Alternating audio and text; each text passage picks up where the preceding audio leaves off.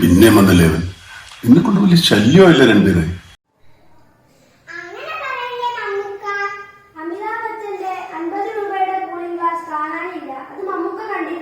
അത് ഞാൻ കണ്ടിട്ടുണ്ട്. ഒരു പഴയ മോഡൽ ഗ്ലാസ് അല്ലേ?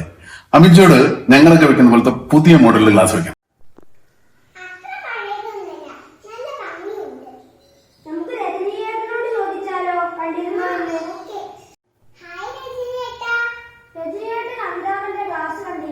എന്ത് ഗ്ലാസ് വേണം? ഇതാ.